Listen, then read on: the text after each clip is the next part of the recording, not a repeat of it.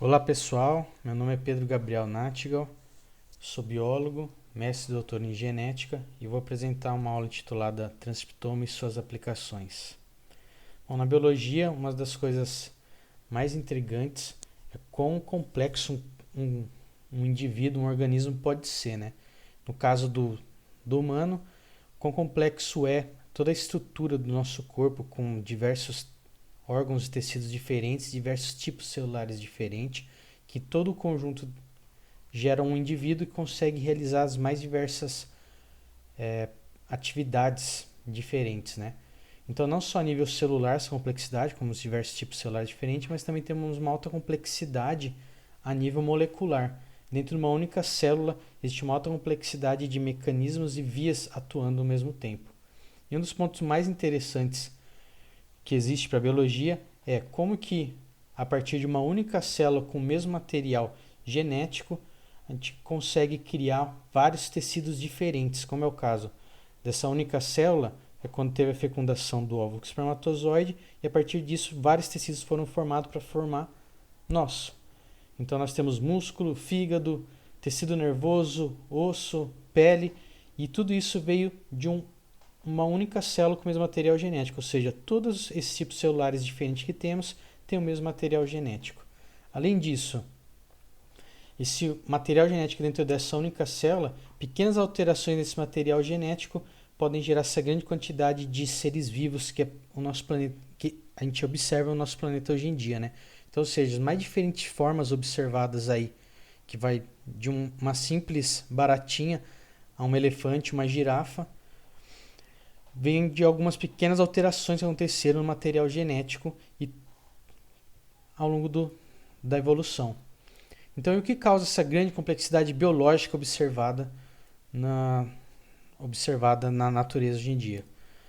Então, por muito tempo, achava-se que isso estava relacionado com o genoma em si, que é o genoma é a quantidade de material genético presente na célula, o famoso DNA, né? E o que observa-se é que não se tem uma relação da quantidade de material genético com a complexidade considerável do organismo. Como, por exemplo, pode ver aqui nesse gráfico, no eixo Y nós temos o tamanho do genoma, né?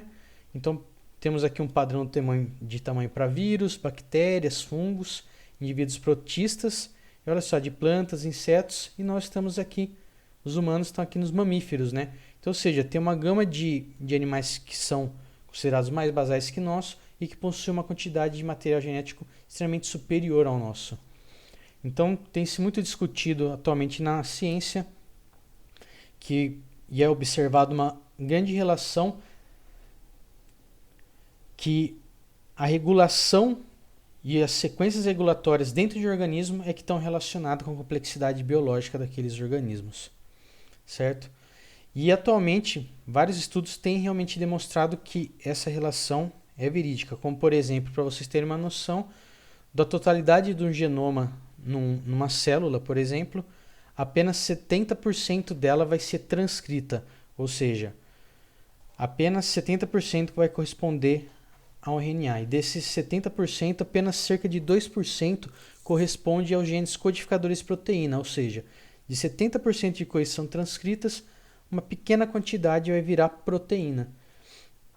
E isso altera um pouco aquele pensamento que se tinha no dogma central da biologia, né? Onde uma sequência de DNA vai gerar uma molécula de RNA, que vai gerar uma proteína, e essa proteína vai exercer a função dentro das células, diversas funções, entre elas também a regulação da expressão de outros genes dentro desse DNA.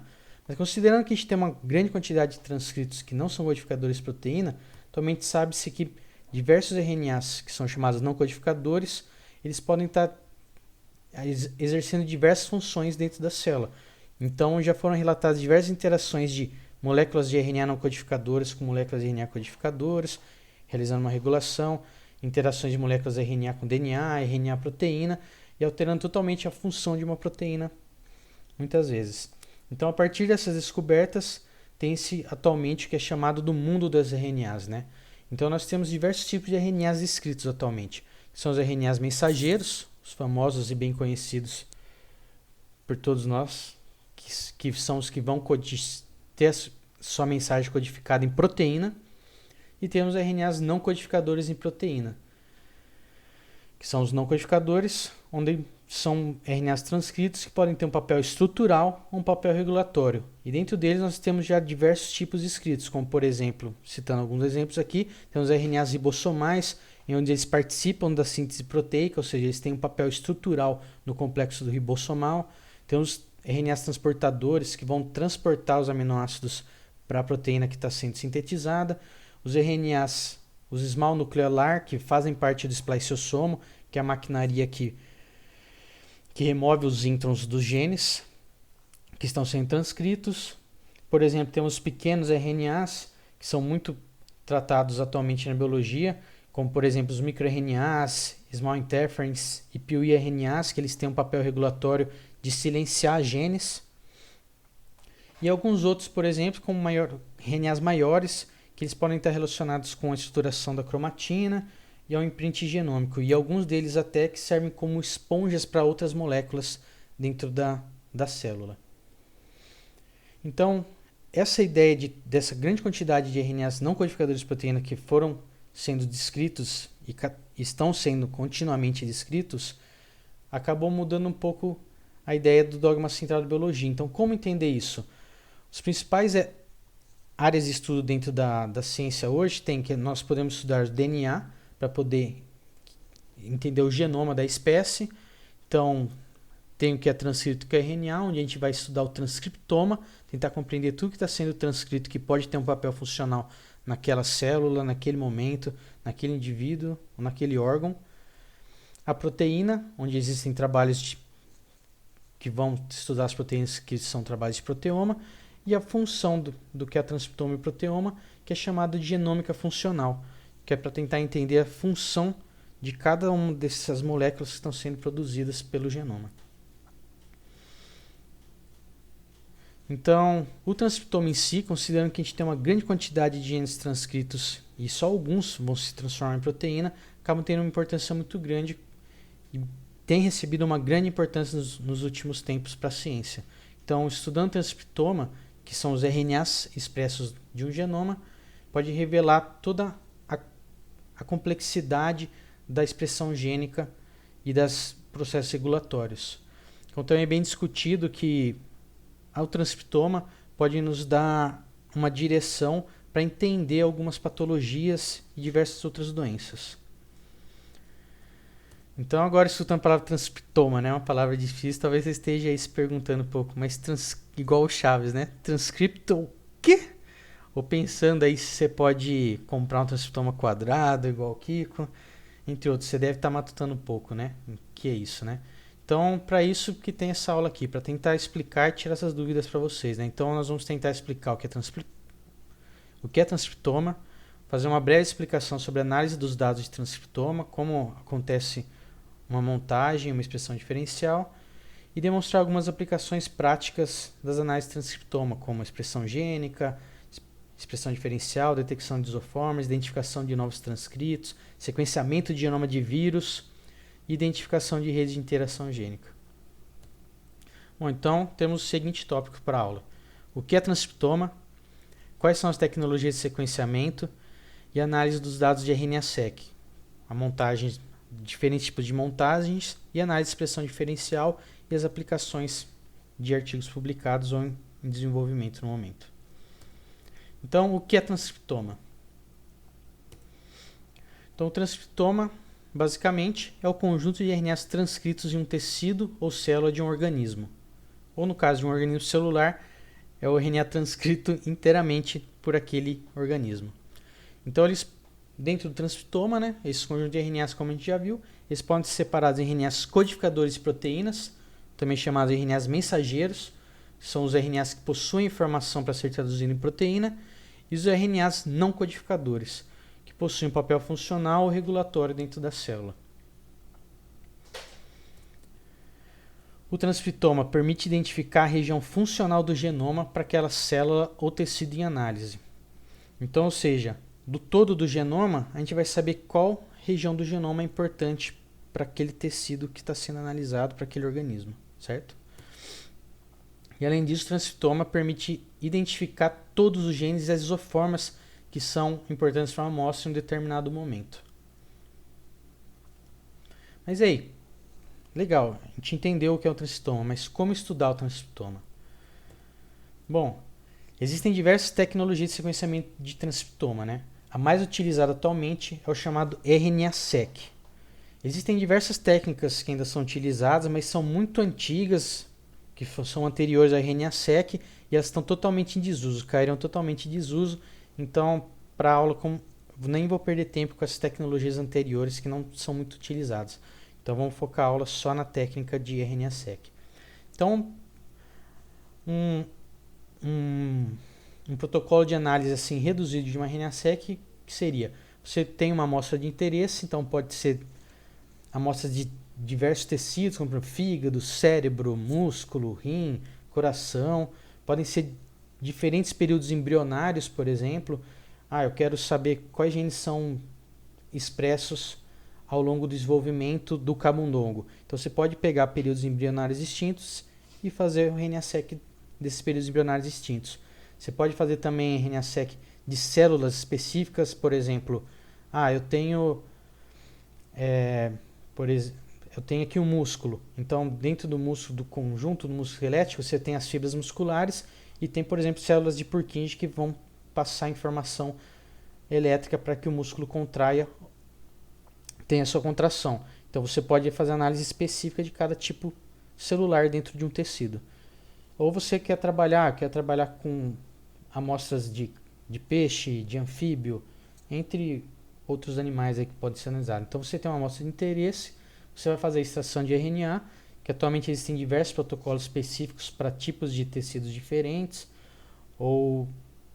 e protocolos já bem otimizados para qualquer tipo de tecido que você vai utilizar. Então faz a extração desse RNA, e esse RNA ele vai ser preparado para realização do protocolo de sequenciamento. Então, basicamente, você pega essa sua amostra de RNA, você vai aplicar um conjunto de enzimas nela que vai transformar esse RNA numa molécula de cDNA, que é o Complementary DNA, por isso C. Então é um DNA complementar ao RNA. E esse RNA ele vai ser quebrado em pequenos fragmentos, onde esses pequenos fragmentos vão ser sequenciados pela máquina de sequenciamento. E a partir dessas pequenas sequências geradas, você consegue resgatar e identificar o padrão de expressão dentro de uma célula a partir da identificação de onde aquela pequena região veio. Então, você tem essa pequena sequência aqui que é chamada de reads. Então, você tem uma pequena read e consegue identificar que ela veio de uma região de um gene X. E a partir disso, você consegue ter o nível de expressão daquele gene naquela amostra, certo? Então, dentro das tecnologias de sequenciamento de transcriptoma disponíveis atualmente, eu vou citar mais ou menos algumas que são mais utilizadas.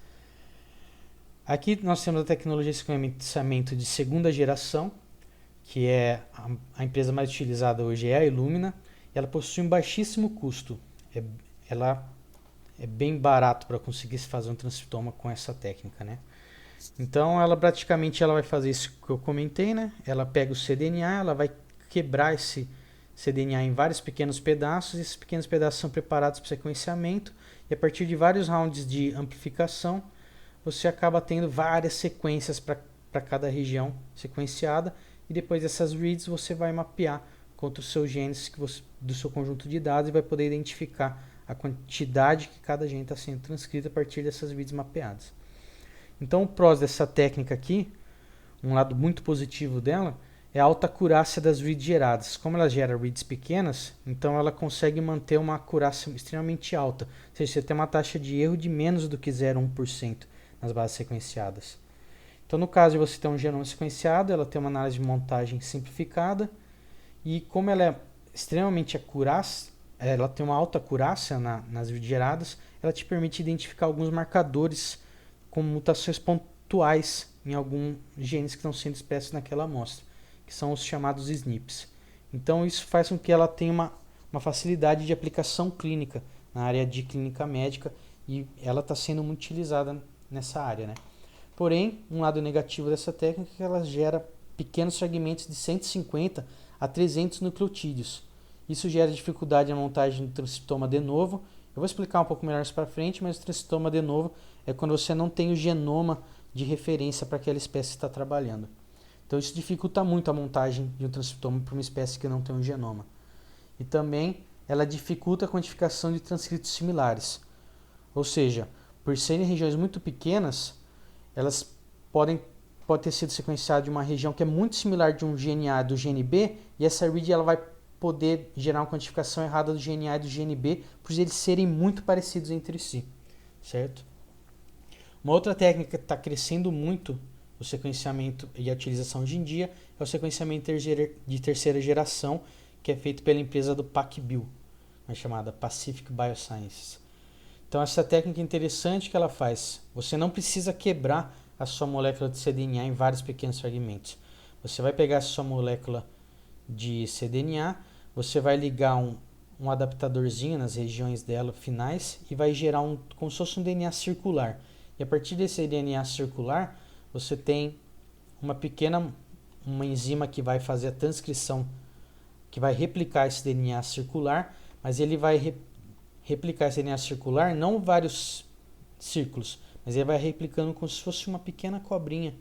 E aí depois você faz sequenciamento inteiro, então você tem várias vezes o mesmo cDNA replicado nessa longa fita, e aí você consegue trabalhar em cima disso para poder gerar a sequência consenso dessa molécula que foi gerada.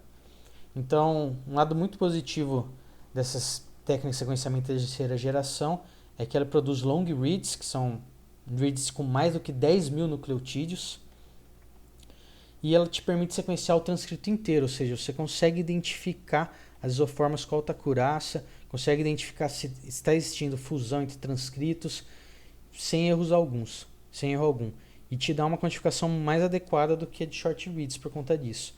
Porém, ainda assim, essa técnica ela gera uma alta quantidade de erros, cerca de 10% de erro nas bases sequenciadas.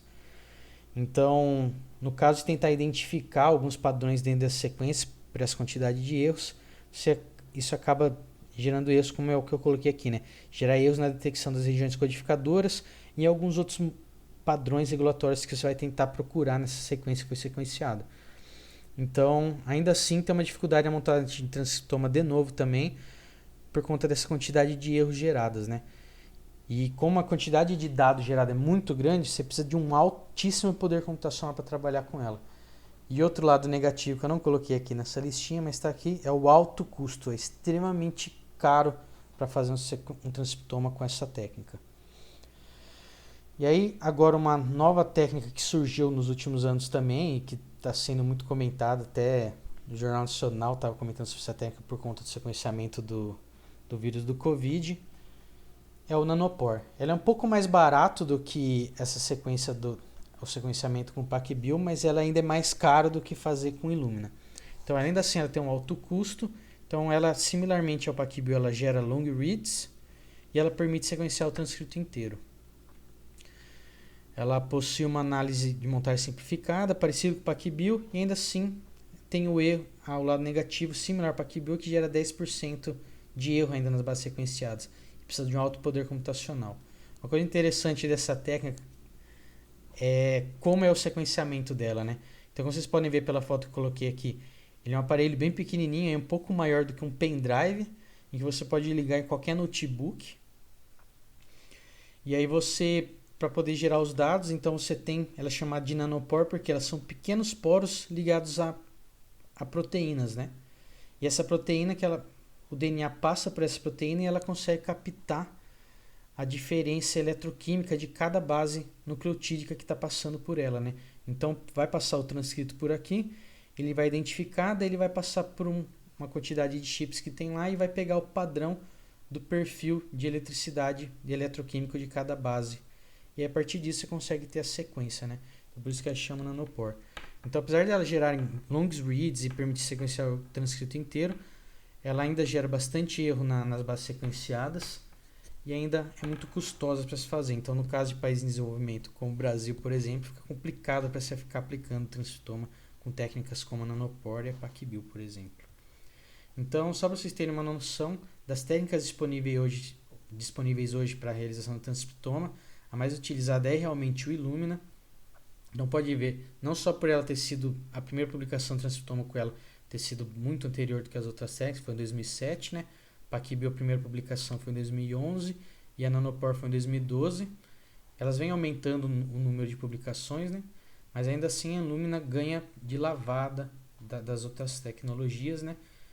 Devido ao baixo custo que ela apresenta, né? Então, apesar da complicação dela produzir short reads, mas o baixo custo dela compensa esse lado.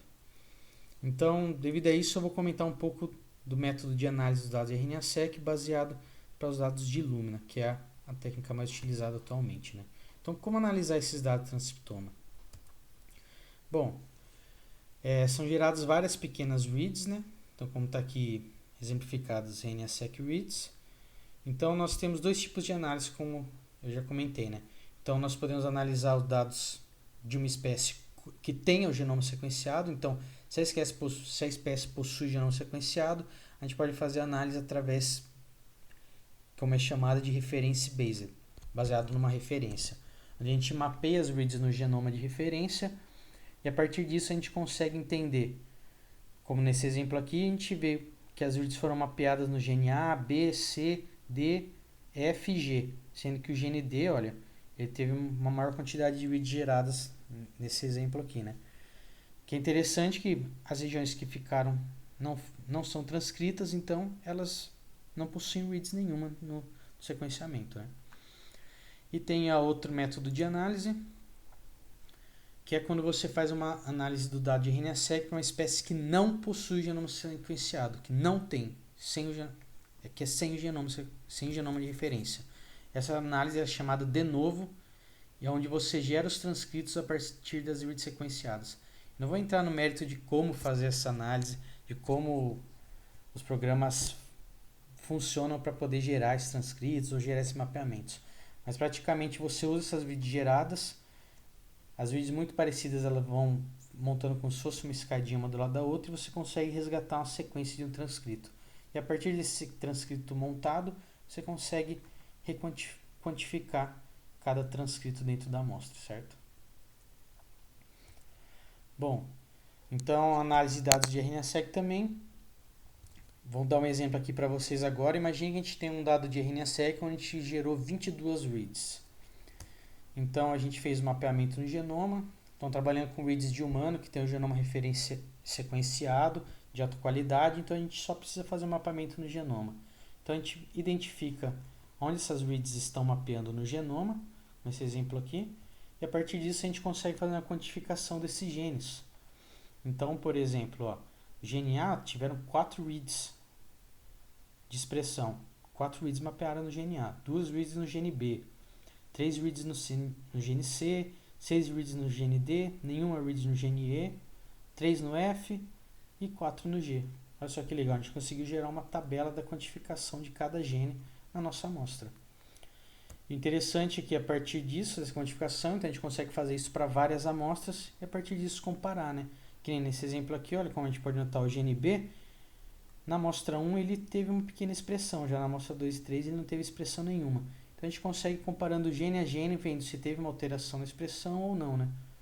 Como é o caso do gene A aqui, onde ele teve o mesmo número de reads mapeando para cada amostra, certo?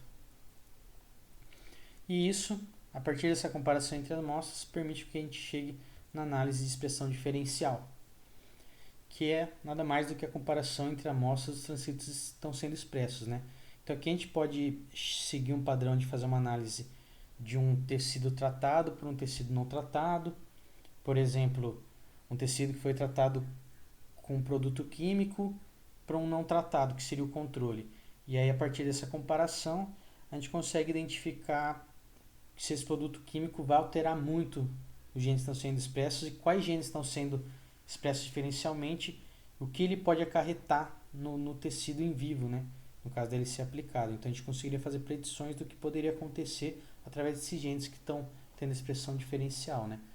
Então, outro tipo de análise que pode ser feito também é comparar o tecido A com o tecido B. Por exemplo, vamos comparar os transcritos expressos no fígado contra o músculo. A partir disso, a gente consegue ver e observar que vão ter alguns genes específicos de fígado, que são expressos somente no fígado, e genes específicos do músculo, que são expressos no músculo. Como também a gente vai identificar um grupo de genes que tem nível de expressão parecido entre eles, que provavelmente são genes que atuam em funções basais da célula, né? Para qualquer tipo celular vai estar sendo expresso. Então também a gente poderia comparar tecidos diferentes para identificar assinaturas distintas de genes entre diferentes tecidos. Também poderia ser feita uma análise entre tempo 1 e tempo 2, por exemplo, ao longo do desenvolvimento embrionário. A gente ia comparar o período de desenvolvimento 1 e o período de desenvolvimento de juvenil do camundongo e ver o que está de diferente expresso entre esses dois períodos. Isso pode ser feito também através da análise de expressão diferencial. Então, o resultado dessa análise de expressão diferencial, além de identificar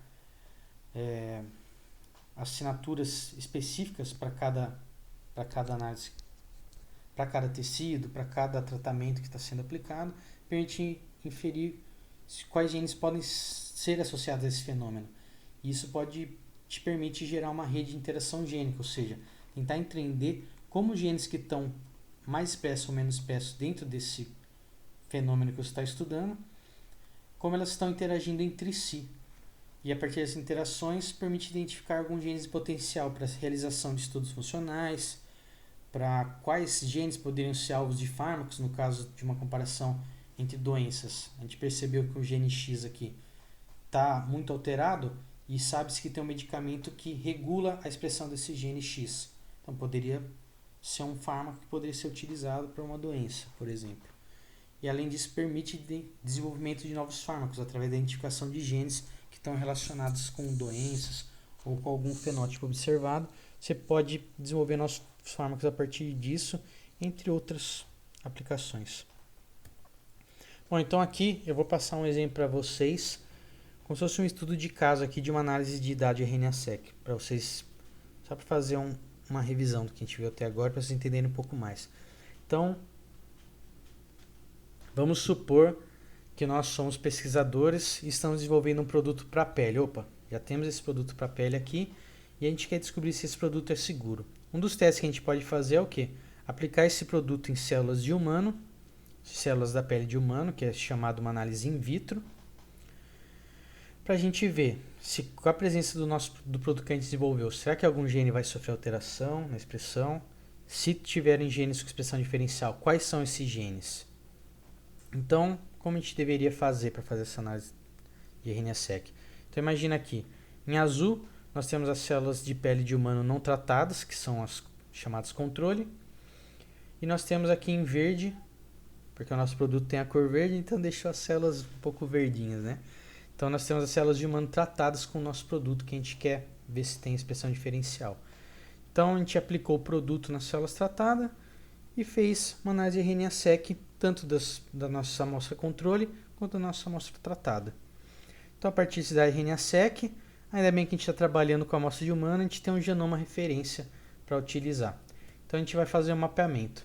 E a partir do mapeamento, a gente vai conseguir entender, né? Porque o mapeamento vai nos gerar quantificação, e essa quantificação vai gerar o nível de expressão de cada gene dentro de cada caso, né? No caso do controle e do tratado. Então, essa quantificação separada para cada amostra permite que a gente faça a comparação direta entre as amostras. E aqui no caso, como a gente pode ver, olha, o gene A, o nosso produto, opa, legal, o produto que a gente desenvolveu não deu alteração nenhuma no gene A. O gene B, olha só, também não, ficou no mesmo nível de expressão. O gene C também, no mesmo nível de expressão, e o gene G também. Mas olha só, opa, parece que o gene D e o gene F tiveram alteração na expressão. No caso, o gene D, olha só, teve uma diminuição de 20 vezes no nível de expressão dele. Enquanto que o gene F teve um aumento de 8 vezes no nível de expressão, olha só. Mas e aí, será que esses genes alterados, eles poderiam causar algum mal para as células que a gente está aplicando? Será que eles são genes críticos que possam gerar algum efeito maléfico do nosso produto? Então a gente notou aqui que o gene D e o gene F possuem alteração na expressão, então eles são potenciais alvos de estudos funcionais, ou seja, se já tiver algum dado na literatura que mostra a função desses genes para a célula da pele, gente poderia associar com esses estudos e poder falar, não, o nosso produto provavelmente vai causar isso. Mas no caso de não ter sido nenhum estudo ainda sido feito com esses genes, eles são possíveis alvos de estudos funcionais, que a gente poderia aplicar um estudo e tentar entender o que esses genes vão causar nas células da pele, se eles podem causar algum dano ou não. Então, como está aqui, né, compreender a função desses genes irá indicar se o nosso produto ele é seguro e se ele pode ser testado em humanos. Então, acho que isso a gente conseguir mostrar bem para vocês como é uma análise de RNA-seq em si, né? Lógico, de uma maneira bem simplista, porque é bem mais complexo do que eu mostrei aqui para vocês, né? Mas de uma maneira simplista, acho que deu para ter uma ideia geral, né? Então agora eu vou mostrar para vocês aqui um pouco do transcriptoma e suas aplicações, como ele tem sido aplicado aí na literatura. Então eu vou dar um exemplo de alguns artigos publicados e de alguns projetos que ainda estão em desenvolvimento, mas que geram algumas análises interessantes usando transcriptoma, né? Então uma das utilidades do transcriptoma, como a gente já notou bem, é a aplicação de análise diferencial, né? Então olha só, nesse estudo aqui publicado, bem interessante, eles analisaram vários tipos de câncer. Então eles pegaram tecido de câncer de vários tipos, né? De pulmão, de ovário, de mama, glioma, e fizeram o transcriptoma desses tipos celulares, desses tipos de câncer. E aí fizeram a identificação para saber se eles achavam assinaturas distintas de alguns genes dentro de cada tipo de câncer, ou se todos os cânceres iam ter um mesmo tipo de expressão diferencial dos mesmos genes, né? Então, interessante é que eles notaram que vários tipos de câncer têm assinatura distinta de alguns genes, ou seja, vários genes têm uma expressão diferencial para cada tipo de câncer analisado, mostrando que existe uma assinatura que eles podem estar auxiliando num progresso ou numa diminuição do progresso desses tipos de câncer que foram analisados, né? E aqui também que é interessante que na análise que eles fizeram em mieloma, eles conseguiram identificar, através da rede de interação gênica desses genes com aumento e diminuição da expressão, uma rede específica de alguns genes e como eles podem estar interagindo para estar causando esse câncer de mieloma, né? Então, ou seja, a partir de uma análise dessa expressão diferencial e uma geração de uma rede de interação para um tipo de câncer, todos esses genes aqui que estão anotados aqui maior que do lado, são possíveis genes que podem ser alvos terapêuticos para o câncer de mieloma, por exemplo. Então, fármacos que agem em cima desses genes podem ser utilizados e podem auxiliar no tratamento do câncer de mieloma, por exemplo.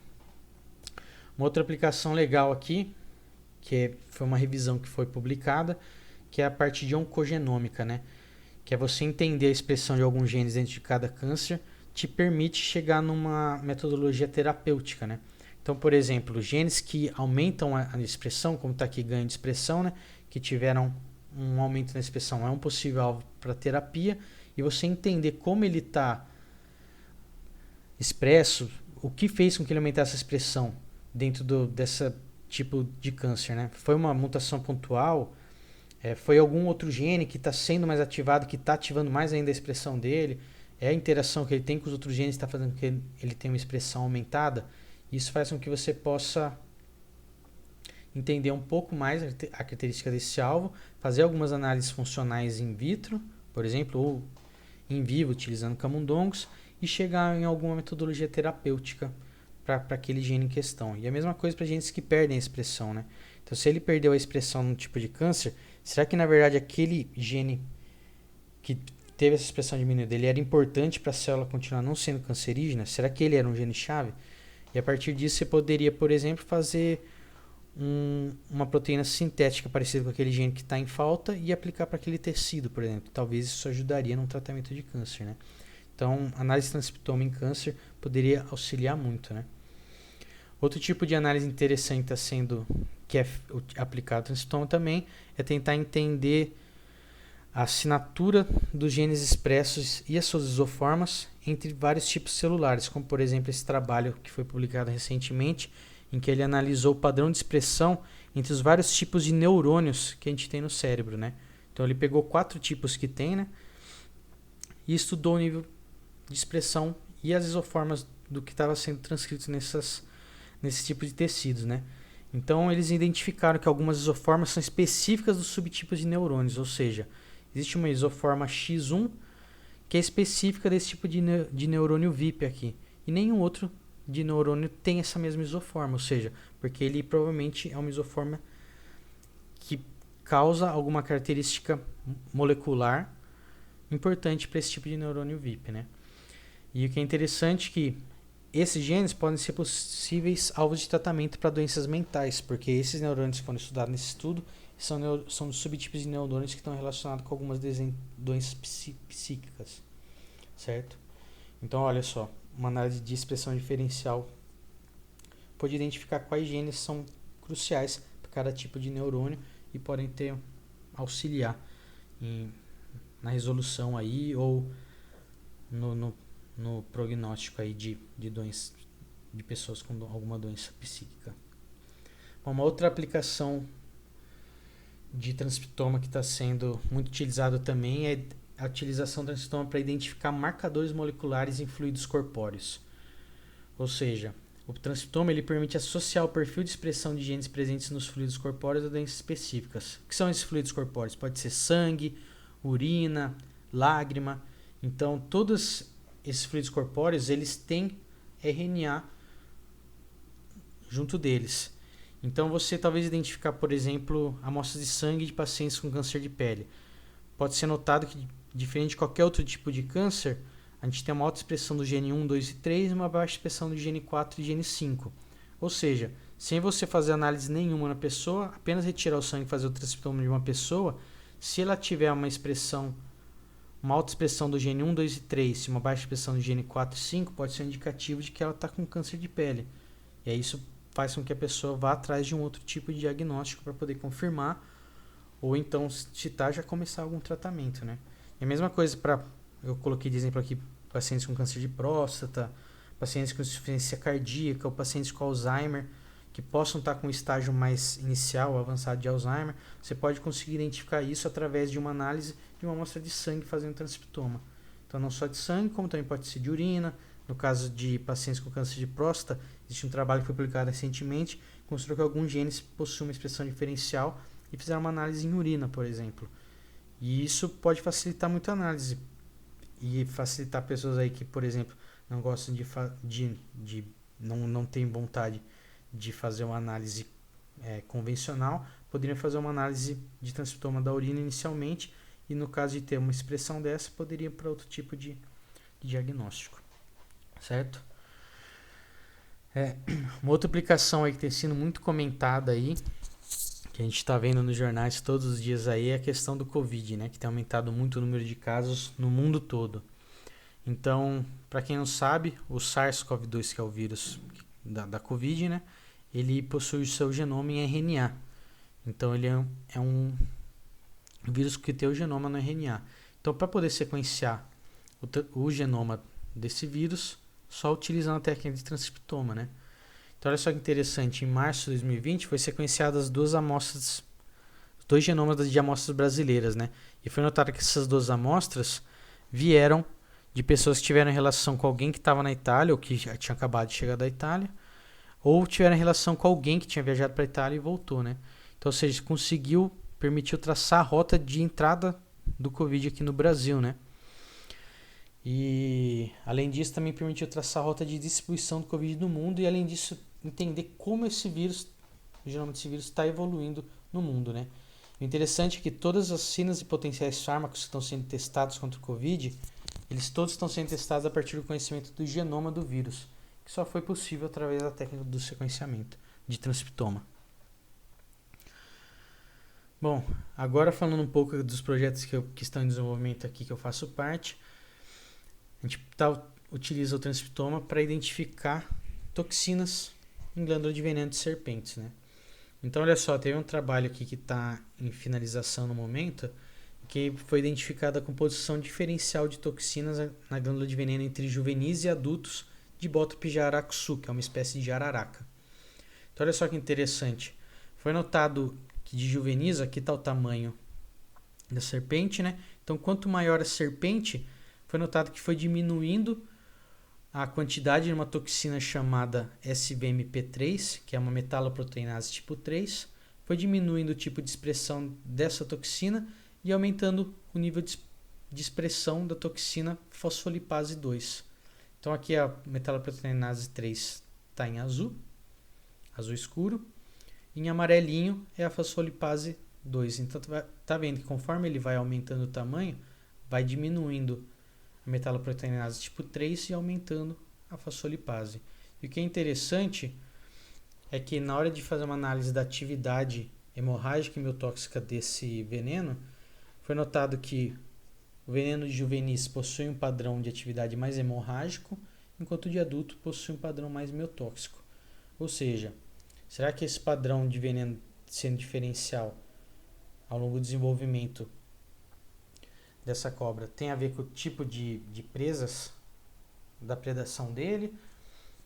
E outra coisa, dependendo do tamanho do indivíduo que picou a pessoa, o tipo de soro antiofídico que tem que ser aplicado tem que ser diferente, né? Porque não adianta você aplicar um soro antiofídico que é para hemorrágico, sendo que o adulto tem um padrão miotóxico, né? Então, até mesmo no caso clínico, para poder tentar salvar alguém que está sofrendo uma picada de uma Botrop jararacuçu, a gente precisa saber qual o padrão de veneno daquela serpente para poder aplicar o melhor soro antiofídico. Numa outra análise realizada também, que está em finalização, foi da Botrops alternatus, que é conhecida como urutu cruzeiro. Ela é uma espécie com uma dieta generalista, né? Praticamente o que ela encontra que ela consegue comer, ela come. Ela não é especializada. E o que é interessante aqui, olha a área de ocorrência dela aqui no Brasil, é essa área que está em verde aqui. Então ela acontece desde aqui do centro-oeste até o sul do Brasil, né? Então nós pegamos uma amostra do centro-oeste e uma amostra do sul do Brasil. Nós vimos que elas possuem um perfil diferenciado, né? Olha só, a do centro-oeste, ela possui como a segunda toxina mais expressa fosfolipase 2 e menos metaloproteinase. Enquanto a amostra do sul, ela quase não possui fosfolipase e possui bastante metaloproteinase 3 quando comparado à amostra do centro-oeste. Então, ou seja, provavelmente elas possuem padrão de atividade diferenciado, que a gente ainda não testou, mas será que provavelmente esse tipo de padrão dela está relacionado com o tipo de presa que ela encontra na região centro-oeste e o tipo de presa que ela encontra na região sul.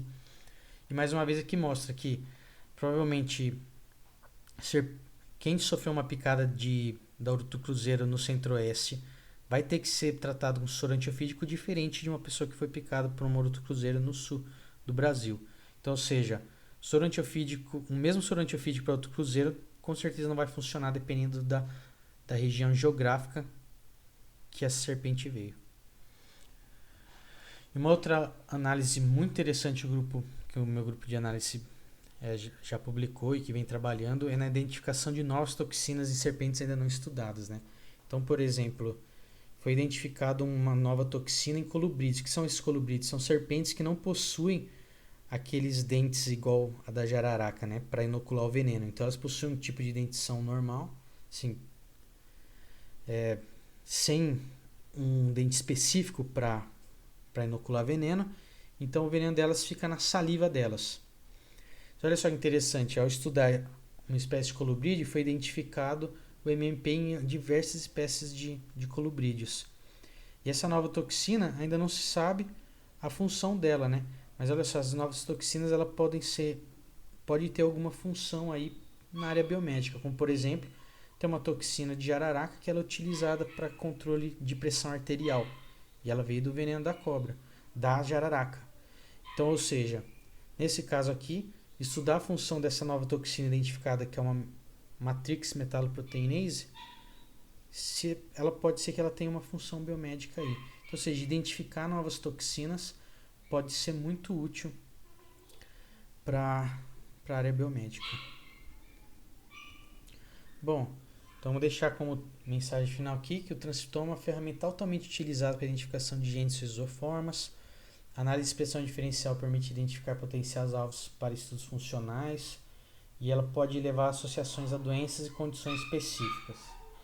Identificar transcritos específicos em determinadas condições de tecidos, além de identificar a rede de interação gênica na amostra.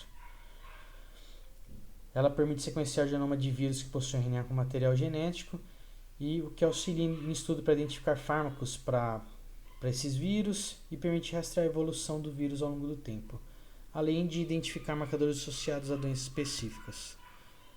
Assim, o transcitoma ele pode ser considerado atualmente a técnica mais utilizada na pesquisa e que permite trazer diversos insights para diversas áreas de estudo, desde de áreas de estudo da biomedicina, como áreas de estudos funcionais que queiram entender até a evolução do padrão de expressão de genes em glândulas de veneno, por exemplo.